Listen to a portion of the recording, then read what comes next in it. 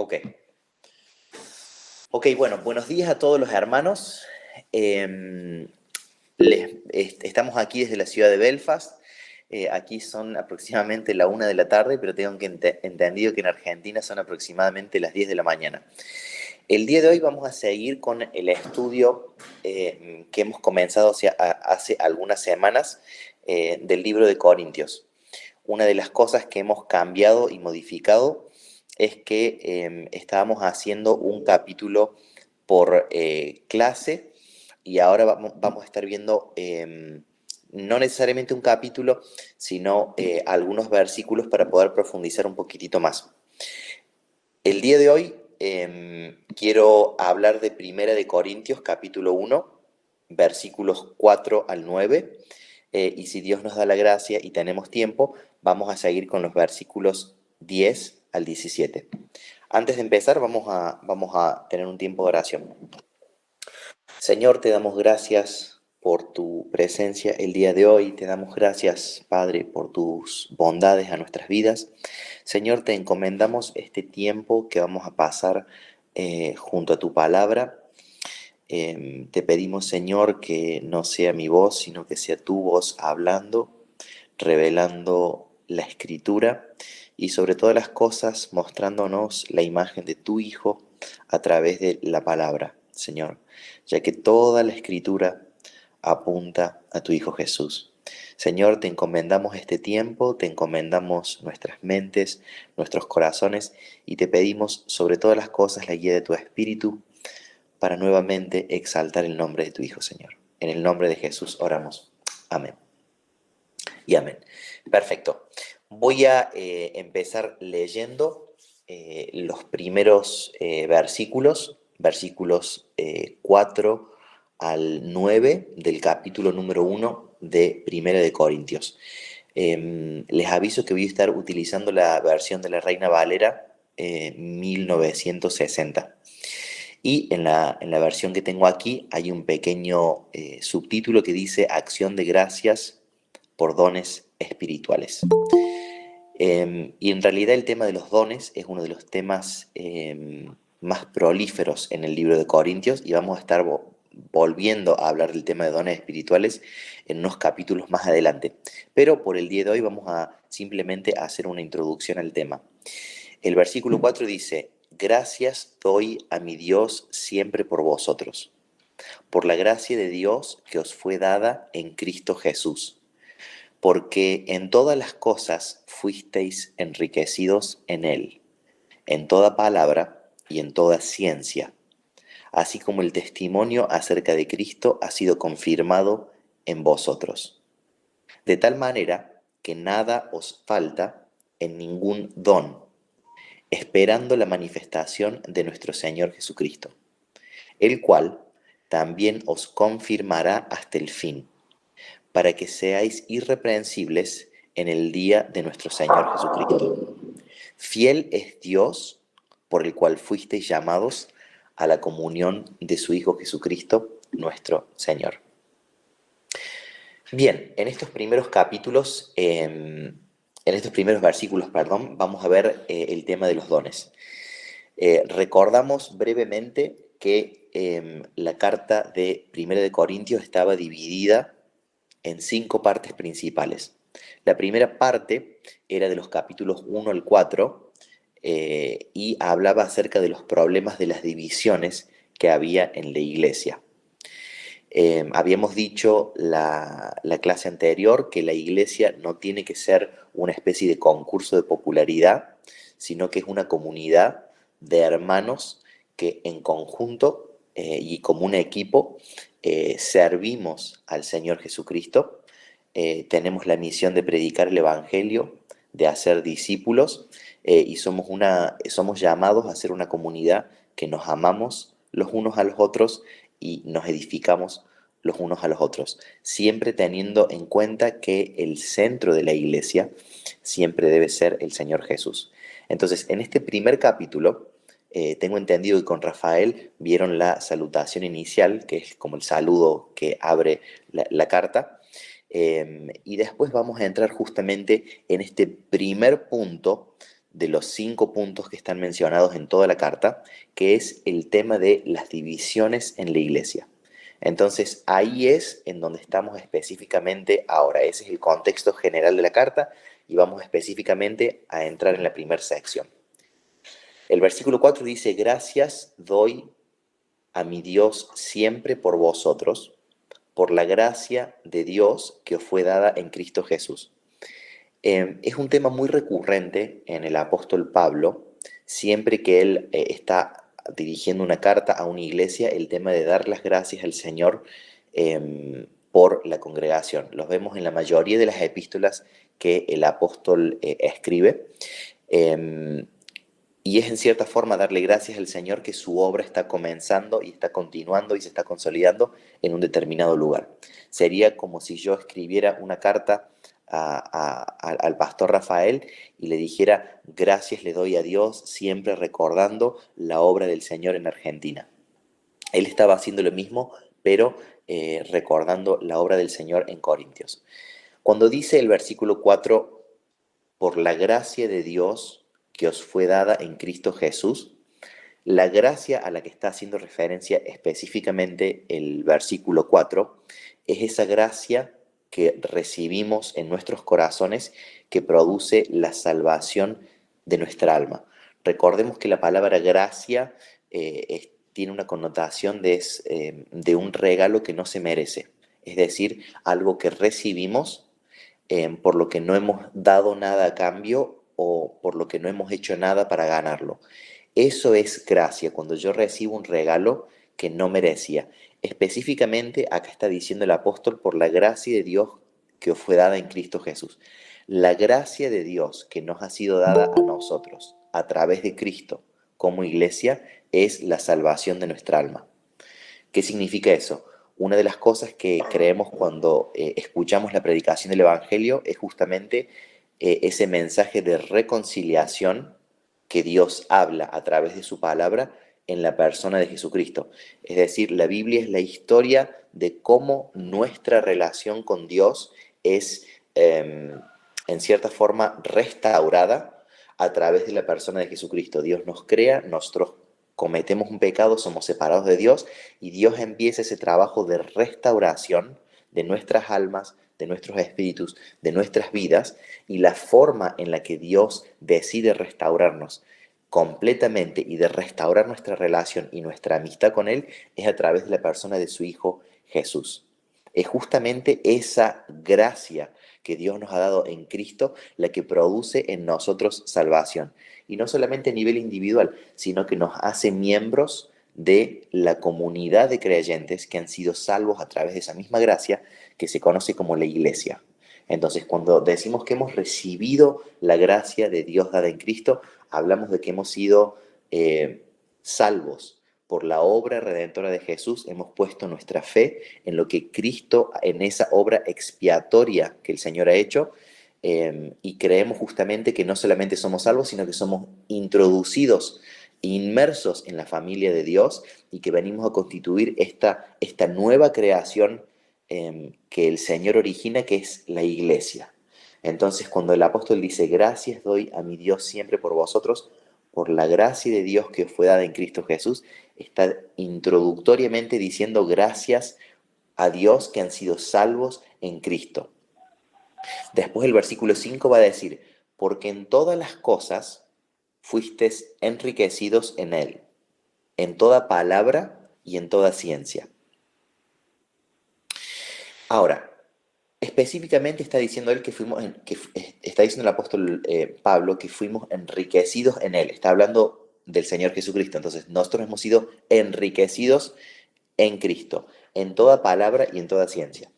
Y vamos a ver que hay una serie de dones. Algunos tienen que ver con algunas cosas, otros dones tienen que ver con otras cosas. Específicamente aquí está haciendo alusión específica al tema de la capacidad de hablar y al conocimiento que uno tiene cuando uno habla. Cuando hablamos de ser enriquecidos en la palabra y en la ciencia, estamos hablando de que Dios nos da una gracia, o específicamente Dios les dio a los corintios una gracia específica para presentar la palabra de Dios de una manera clara, efectiva y eficaz. Creo que lo hablamos en la introducción, pero una de las cosas que mencionábamos es que en la ciudad de Corintio, que era una ciudad portuaria y una ciudad importante para lo que era el tráfico comercial, porque era la unión de diferentes partes del continente, una de las cosas que veíamos también es que al estar ellos en ese tiempo bajo el dominio del Imperio Romano, una de las cosas que ellos tenían como más importantes, debido a la cultura, la cultura del Imperio Romano, era el tema de la oratoria. Entonces vemos que hay una cierta gracia específica dada por parte de Dios a la iglesia de los Corintios, para poder presentar el Evangelio de una manera muy clara, justamente en el medio de un contexto social donde esa claridad de expresarse o esa capacidad oratoria era vista de una forma muy positiva. También habíamos dicho en la introducción que había gente que en esa época, digamos, le pagaban básicamente y eran lo que el día de hoy conocemos como predicadores motivacionales, es decir, tenían como profesión ir a ciudades como Corintio y hablarle a la gente acerca de cómo tenían que vivir sus vidas o las cosas que tenían que hacer para ser más exitosos en el comercio o en la vida familiar, etcétera, etcétera. Entonces vemos que Dios le da a la iglesia de los Corintios una especie de don especial, justamente para la predicación del Evangelio. Eso es específicamente lo que dice cuando menciona el tema de la palabra y de la ciencia. Es un don para la oratoria, para expresar la palabra de Dios. Es importante mencionar, cuando estamos pensando en este tema de que Dios nos da un don para la predicación del Evangelio, entendemos que hay gente que tiene habilidades naturales eh, que son más proclives a ser buenos en la oratoria. Y hay gente que son quizás un poco más callados o que tienen menos capacidad en lo que hace al tema de la comunicación. Pero acá vemos específicamente que independientemente de cuál era el estado de esas personas o cuál era la habilidad natural de esas personas, vemos que hay una gracia específica dada por Dios para el cumplimiento de la predicación del Evangelio. La razón por la que menciono eso es porque muchas veces, bueno, no sé si me ha pasado solamente a mí, pero creo que todo el mundo ha estado en una posición de decir, me gustaría predicar el Evangelio a tal persona, o me gustaría compartir un mensaje en la iglesia, o me gustaría compartir un mensaje de la palabra en determinado contexto donde va a haber una o más personas, quizás 10, 20, 30 o cientos de personas que van a estar escuchando el mensaje del Evangelio. Pero muchas veces estamos como pensando, eh, bueno, quizás hay tanta gente que lo hace mejor, o puedo yo hacer esto, no puedo hacerlo, pero vemos aquí que hay una gracia específica dada por Dios para el tema de la predicación de la palabra. Y creo que es una buena cosa el tema de orar pidiéndole a Dios que Dios nos dé este don de predicar la palabra con un enriquecimiento en la palabra y en la ciencia, porque vemos que es un regalo que recibimos de parte del Señor. No es algo que podamos ganar o no es transaccional. No es que le damos algo a Dios para recibir esto, sino que es un don que el Señor le dio a la iglesia de Corintios, y creo que no es malo orar al Señor pidiendo que Dios nos dé una gracia para predicar la palabra del Señor. Siempre que vayamos a hacer eso, hay dos cosas que tenemos que hacer. Número uno, complementar nuestra exposición del Evangelio con la oración, porque creemos que predicar la palabra de Dios es una actividad espiritual. Entonces siempre debe ser acompañada de la oración, porque es la actividad del Espíritu a través de lo que estamos haciendo, que es la predicación de la palabra. Y además debe ser complementada con el tema del estudio de la palabra de Dios. Una de las razones por las que le hemos puesto a este grupo escudriñadores es porque justamente eso es lo que estamos llamados a hacer como iglesia, como cuerpo de Cristo, a escudriñar la escritura y a llegar a un punto donde manejamos la palabra, donde dividimos la palabra con ciencia, con conocimiento de la palabra, de tal forma que podemos expresar una defensa del Evangelio armoniosa, lógica y espiritual al mismo tiempo. Entonces, vemos que la combinación de estos dones de parte de Dios de predicar el Evangelio de manera clara, y si a eso le sumamos el tema de la oración, y si a eso le sumamos el tema del estudio de la palabra de Dios, y junto a todo eso es el Espíritu Santo el que nos habilita a predicar la palabra como una actividad espiritual. Debemos siempre ver la actividad de predicar la palabra de esta manera, porque debemos tratar de ser eficaces y efectivos en nuestra predicación del Evangelio. Dice el versículo 6, así como el testimonio acerca de Cristo ha sido confirmado en vosotros. De nuevo, los corintios habían recibido este don de parte del Señor para predicar su palabra, y vemos que el testimonio acerca de Cristo ha sido confirmado en ellos. ¿Qué quiere decir que el testimonio de Cristo había sido confirmado en la iglesia de los corintios? Algo muy sencillo. Lo primero que podemos ver es que ellos, a través del apóstol Pablo y de otros predicadores itinerantes, habían escuchado el mensaje de salvación que viene a estar personificado en la persona de Jesús. Aparte de escuchar ese mensaje, Dios les da una gracia y ellos creen en el mensaje que Pablo y los otros predicadores estaban predicando. Entonces, escuchan el Evangelio, creen el Evangelio, y no solamente que creen, sino que ese mensaje de Cristo en ellos empieza a tomar raíces en su corazón, de tal forma que la palabra de Cristo empieza a modificar la forma en la que la iglesia de los Corintios estaba pensando, empieza a enraizar en sus corazones de forma tal que ellos empiezan a cambiar la forma en la que ven la vida, y a condecir y a tener comunión con lo que Dios dice de ellos. Entonces, escuchen el mensaje de salvación, creen el mensaje de salvación, ese mensaje toma raíz en sus corazones y empiezan a tener frutos exteriores que evidencian esa fe interior acerca de Jesús. Eso es lo que nos ha pasado a todos. Le pasó a la iglesia de los Corintios hace 2000 años, y es lo que nos pasa a nosotros cuando escuchamos, creemos y ese mensaje de Cristo toma raíz en nosotros. Esa es la forma en la que el testimonio de Cristo es confirmado en nosotros. La misma forma en la que el testimonio de Cristo fue confirmado en ellos. Ese fruto exterior, producto de una convicción interior en nuestros corazones. Después sigue el apóstol Pablo diciendo, de tal manera que nada os falta en ningún don. Y acá vamos a ver que hay en cierta forma, una apertura al tema de los dones de manera más general, porque él empieza primero hablando acerca del don de la palabra y del don de ciencia. Pero ahora en el versículo 7, en el versículo 4, pero ahora en el versículo 7 va a decir de tal forma que nada os falta en ningún don. Y vamos a ver que no solamente hay un don de ciencia y hay un don de palabra, sino que hay una multitud de dones que son dadas a la iglesia. Hay gente que tiene dones de administración, hay gente que tiene dones de servicios, hay diferentes dones en la iglesia. Siempre vemos que los dones que Dios nos da son justamente para la edificación del cuerpo. La palabra y la ciencia tenían un efecto más inmediato con el tema de la evangelización, porque cuando ellos hablaban y exponían el evangelio, lo estaban haciendo en realidad, independientemente de que la iglesia siempre es edificada cuando escuchamos el evangelio, lo hacían más para exponer la obra de Cristo a personas que estaban fuera de la iglesia. Entonces, los dones de la palabra y de ciencia estaban siendo muy eficaces para presentar a Cristo afuera, pero los dones en general son para la edificación del cuerpo de Cristo. Es un don, en cierto sentido, mencionado en el versículo 4, pero expandido acá. Una cosa interesante para mencionar en este punto es que los dones que recibimos de parte del Señor es algo que tenemos independientemente de nuestro nivel de madurez o de crecimiento espiritual. ¿Qué quiero decir con eso?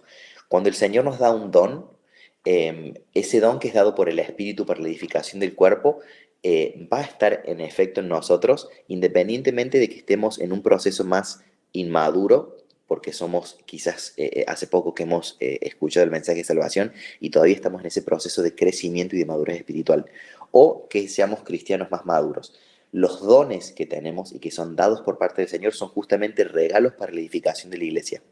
Es por eso que es importante que nosotros tratemos de justamente de crecer en el ejercicio de esos dones de una manera madura, no de una manera inmadura tratando de, en cierta forma, relucir una capacidad que Dios nos ha dado, sino que recordamos que siempre tenemos que ejercer nuestros dones de la forma en la que Cristo ejerció sus dones, a través de ese servicio y ver al Señor como ese siervo que vino a servir, valga la redundancia, a otras personas, en ese caso a nosotros, a la iglesia. Entonces, debemos tratar de crecer en madurez y de utilizar esos dones que vienen de parte del Señor justamente para la edificación del cuerpo de Cristo. Eso significa que mientras estemos en esta tierra, vamos a seguir luchando con el pecado, pero tenemos siempre que tratar de justamente de crecer en esa madurez, sabiendo que la perfección absoluta va a llegar en el día que o que uno sea llamado a la gloria o que el Señor vuelva por su iglesia. Pero independientemente de cuál sea el proceso en el que nos encontramos, cuando Dios nos da un don, como el don de la salvación que mencionamos antes, independientemente de que al principio somos más inmaduros como cristianos, eso no significa que Dios nos quite los dones y nos los dé dependiendo de nuestro nivel de madurez. Pero es algo así como ir al gimnasio, va a depender cuánto nosotros ejercitemos eh, la medida de madurez y la medida de crecimiento que vamos a tener en la fe. Entonces, si el Señor nos ha capacitado con dones, lo que tenemos que hacer es crecer en madurez para que la iglesia sea edificada a través de nuestro ejercicio de esos dones que el Señor nos ha dado. Y repito de vuelta, los dones son diferentes, entonces todos somos llamados como los dedos de una mano. Cada uno tiene una función diferente, pero todos somos llamados a edificarnos los unos a los otros. Dice el versículo 8, el cual, hablando de Jesús, también os confirmará hasta el fin para que seáis irreprensibles en el día de nuestro Señor Jesucristo. Nuevamente recordamos que es Cristo el que nos sostiene hasta el día del fin. Es Jesús quien nos santifica ahora y es Cristo el que va a completar esa obra que Él ha comenzado en nosotros. Entonces, independientemente de cómo nos sintamos el día de hoy, porque muchas veces bueno, como todas las personas en el mundo, tenemos altos y bajos, no solamente en nuestro estado de ánimo, sino también en nuestro crecimiento espiritual. Hay veces que nos sentimos muy fuertes espiritualmente y hay veces que nos sentimos más débiles. Hay veces que nos sentimos súper cerca del Señor y hay veces que nos sentimos en un estado más vulnerable. Pero es bueno saber, y tiene que ser de edificación para nuestra alma, saber que independientemente de cómo nos sintamos, si nos sentimos más cerca o más lejos, si nos sentimos más fuertes o más débiles, el hecho de que el Señor nos ha llamado, que esa es la única razón por la que somos salvos, porque Cristo nos ha llamado, si no estaríamos perdidos en nuestros delitos y nuestros pecados, como lo va a decir el apóstol Pablo en Romanos. Cristo, que es el que nos llama, Cristo es el que nos sostiene y Cristo es el que perfecciona su obra en nosotros. Entonces, independientemente de cómo yo me sienta hoy en mi caminar con el Señor, puedo yo tener fe y confianza sabiendo que Cristo es el que me llamó, Cristo es el que me sostiene y Cristo es el que va a completar la buena obra que Él ha comenzado. ¿Por qué? Versículo 9. Porque fiel es Dios por el cual fuisteis llamados a la comunión con su Hijo Jesucristo, nuestro Señor. Y recordemos, fiel es Dios por el cual fuisteis llamados. Todas las personas que estamos en la iglesia hemos recibido un llamado soberano por parte de Dios para el nacimiento de nuevo o para tener fe en el Señor. Si Dios no nos hubiera llamado, nosotros no hubiéramos podido reaccionar a la fe o a la palabra. Es ese llamado por parte del Espíritu, es esa predestinación, esa presencia de parte de Dios que dice, esta persona es escogido para salvación y somos llamados por parte del Señor para ser salvos. Ahora, ¿cuál es el fin de ese llamado? ¿Cuál es el fin de esa predeterminación, de esa salvación? Justamente la comunión con su Hijo Jesucristo, nuestro Señor. Es por eso que tenemos seguridad en nuestra salvación. La salvación no es algo que tenemos un día y que perdemos cuando pecamos y que después la volvemos a obtener y que una vez que somos salvos, siempre somos salvos. Ahora, y ya los hemos tocado este tema en otros estudios, pero cuando vemos por ahí, decimos, tal hermano o cual hermano se apartó, vemos que hay veces que uno, porque está en la iglesia, no significa que una persona sea salva, porque una persona empiece a caminar con el Señor no significa que haya justamente frutos de salvación. Como veíamos en el versículo anterior, justamente el versículo 6, así como el testimonio acerca de Cristo ha sido confirmado en vosotros. Cuando vemos que el testimonio de Cristo se confirma en alguien, es cuando esa persona justamente persevera hasta el fin en el llamado de Jesucristo. Todas las personas que han sido llamadas por el Señor van a perseverar hasta el último día porque es Cristo el que la sostiene. Y Dios es soberano y eficaz en cumplir eso que le ha dicho. El apóstol Juan, por ejemplo, dice que Dios nos tiene en su mano y que ninguno de los que Él ha llamado se va a perder. Entonces entendemos que hay una soberanía de Dios en ese llamado y hay una seguridad en la salvación de nuestra alma, porque es Dios el que llama, es Dios el que sostiene y Él es eficaz en ese llamado que produce salvación. Y nuevamente, como lo dice el versículo 9, ese llamado es a la unidad en su Hijo Jesucristo. Y muchas veces decimos comunión con su Hijo Jesucristo, como lo dice el versículo 9, comunión con su Hijo Jesucristo, nuestro Señor. ¿Y qué es la palabra comunión? Es justamente esa común unión, es decir lo mismo que Cristo dice acerca de nosotros, es estar en comunión en cuanto a Cristo, en cuanto a lo que Cristo dice, en cuanto a la forma en la que Cristo ve las cosas, es estar en acuerdo en lo que dice la palabra de Dios. A eso el Señor nos ha llamado, a estar en común unión con su Hijo. Es decir, que, bueno, sabemos que vamos a alcanzar la perfección cuando Cristo vuelva o cuando seamos llamados a la gloria. Pero mientras estamos en ese proceso, nos entrenamos y entrenamos nuestros sentidos espirituales para hablar las cosas que el Hijo dice. A eso fuimos llamados, en cierta forma, a perder nuestra individualidad, a perder nuestra propia opinión y a concordar con lo que el Hijo dice, porque ya no somos nosotros dueños de nosotros mismos, sino que hemos sido llamados a ser siervos, esclavos de nuestro Señor Jesucristo. Cuando creemos en Él, no solamente somos llamados a decir, Él es nuestro Dios, sino también nuestro Señor. Él es el que tiene el completo dominio y control de la forma en la que hablamos, pensamos, sentimos y somos. Y esos son los versículos que vamos a tener tiempo de ver el día de hoy.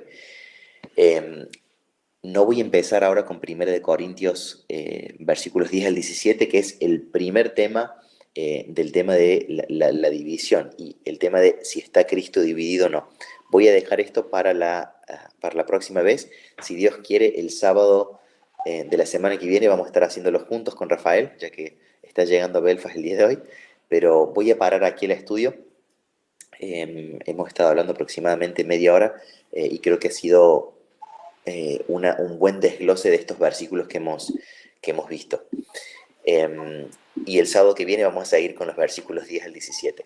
Así que vamos a parar acá. Silvi, si pudieras tomarte un momentito para orar, ¿me harías ese favor?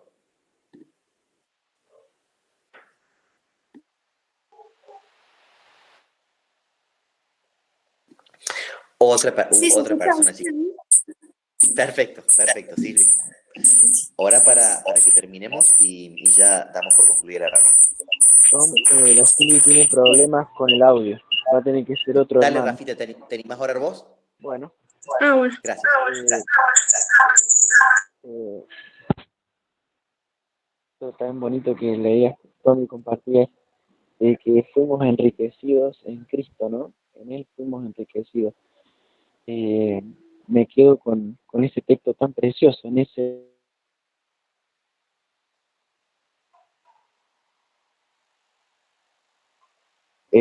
todas las riquezas están en Cristo, ¿no? Dice que en Él encontramos las riquezas de la sabiduría, están en Él. Todas las cosas del Padre reunió en su Hijo. Entonces, qué hermoso que este Señor se hizo pobre por nosotros.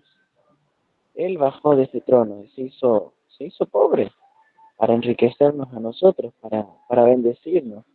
Él se humilló a sí mismo y tomó forma de siervo para servirnos. Pero qué bendito sentir el de Cristo, ¿no? Y creo que el Señor nos ayude a tener ese mismo sentir de Cristo y que sepamos que estamos enriquecidos en Él, con toda bendición espiritual.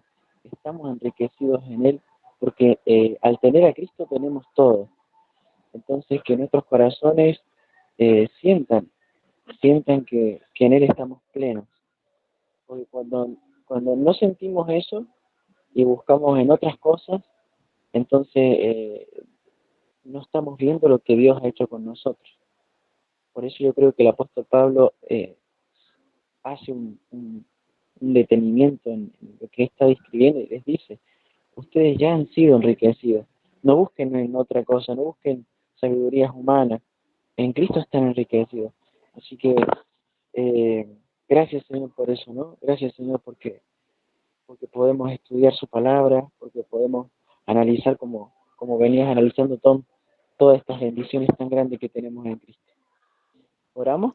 Oramos entonces. Señor, te damos gracias por tu gran amor, por tu gran misericordia.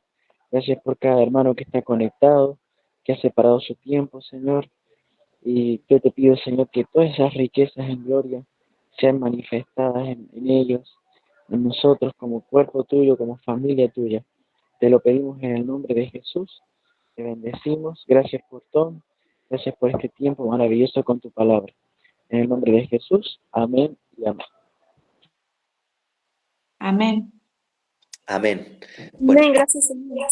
gracias por haber estado presentes, hermanos. Si Dios quiere, el sábado que viene vamos a estar haciéndolo junto con Rafita. Y creo que va a llegar una pantalla verde, así que vamos a tratar de hacer alguna presentación. Vamos a ver si nos sale con Rafael. Genial. Yeah.